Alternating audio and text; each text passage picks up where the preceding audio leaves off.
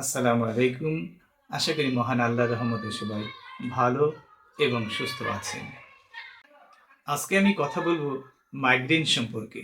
জানবো মাইগ্রেন কি, মাইগ্রেনের কারণ, লক্ষণ, প্রতিকার ও চিকিৎসা সম্পর্কে। আসুন মেডিকেল প্রমাণের আলোকে মাইগ্রেন সম্পর্কে সবকিছু জেনে নিই। মাইগ্রেন কি? মাইগ্রেন একটি নিউরোলজিক্যাল অবস্থার নাম, যার ফলে মাথা ব্যথা ঘটে, কিন্তু সাধারণ মাথা ব্যথার চেয়ে এটি ভিন্ন।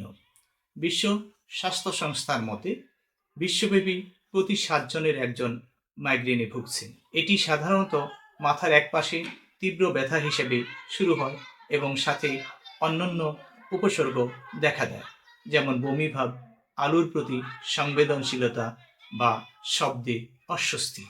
আপনার মাইগ্রেনের জন্য নির্দিষ্ট কোন উদ্দীপক বা কারণগুলো প্রভাব ফেলছে তা শনাক্ত করতে একটি ডায়েরি রাখুন। এতে খাবার, দৈনন্দিন অভ্যাস এবং পরিবেশগত পরিস্থিতি নোট করে রাখুন। এভাবে উদ্দীপক বা ট্রিগারগুলো চিহ্নিত করা সহজ হবে এবং সেগুলো এড়িয়ে চললে মাইগ্রেন থেকে মুক্তি পাওয়ার সম্ভাবনা রয়েছে।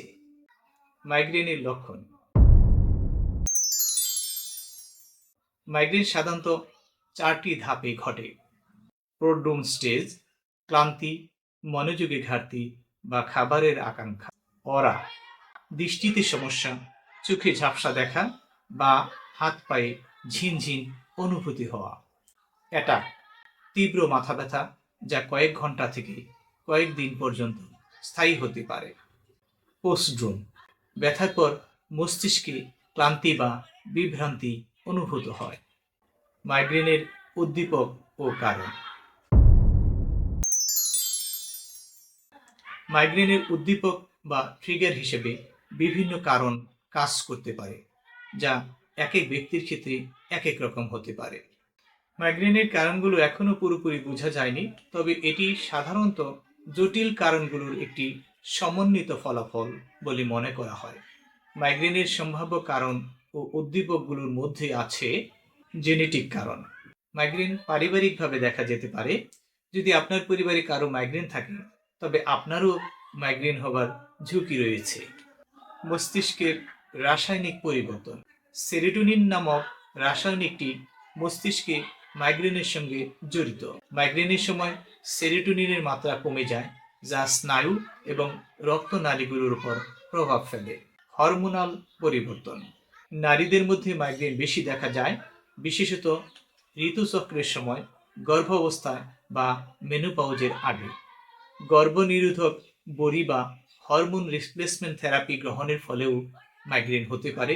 এক্ষেত্রে ইস্ট্রোজেনের মাত্রার ওঠানামা মাইগ্রেনের কারণ হতে পারে। পরিবেশগত কারণ।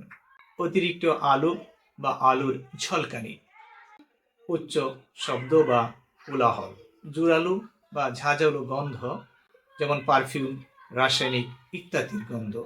তাপমাত্রার হঠাৎ পরিবর্তন, অতিরিক্ত শীত কিংবা গরম। খাবার এবং পানীয়, চকলেট, ক্যাফেইন কম বা বেশি সেবন, অ্যালকোহল, বিশেষত রেড ওয়াইন। প্রক্রিয়াজাত খাবার অর্থাৎ প্রসেস ফুড, যেমন চিপস, সসেজ ইত্যাদি। অতিরিক্ত লবণ বা প্রিজারভেটিভযুক্ত খাবার, মনোসোডিয়াম গ্লুটামেট, চিজ বা দুগ্ধজাত খাবার। মানসিক চাপ। মানসিক চাপ মাইগ্রেনের প্রধান কারণগুলির মধ্যে একটি অন্যতম। কাজের চাপ, সম্পর্কের সমস্যা বা দীর্ঘস্থায়ী উদ্বেগ মাইগ্রেন বাড়িয়ে দিতে পারে। ঘুমের সমস্যা। অতিরিক্ত কিংবা কম ঘুমানো, অনিয়মিত ঘুমের সময়সূচি। শারীরিক পরিশ্রম বা ক্লান্তি। অতিরিক্ত ব্যায়াম বা দীর্ঘ সময় ধরে কাজ করলে মাইগ্রেন হতে পারে। শরীরের পানি শূন্যতা। ঔষধের পার্শ্ব প্রতিক্রিয়া। বেশি মাত্রায় ঔষধ খেলেও মাইগ্রেনের প্রকোপ বাড়তে পারে। কিছু কিছু ঔষধও মাইগ্রেনের কারণ হতে পারে। তীব্র গন্ধ বা ধোঁয়া, পারফিউম, রাসায়নিকের গন্ধ, ঝাঁঝালো গন্ধ কিংবা ধোঁয়ার কারণে মাইগ্রেন হতে পারে। নিকোটিন, সিগারেট, গুড়, জর্দা তামাক পাতা, সাদা পাতা মাইগ্রেন বাড়াতে পারে। মাইগ্রেন প্রতিরোধে পরামর্শ। মাইগ্রেনের কারণগুলো ব্যক্তিভেদে ভিন্ন ভিন্ন হতে পারে। সঠিক কারণ নির্ণয় করতে হলে চিকিৎসকের পরামর্শ নেওয়া গুরুত্বপূর্ণ।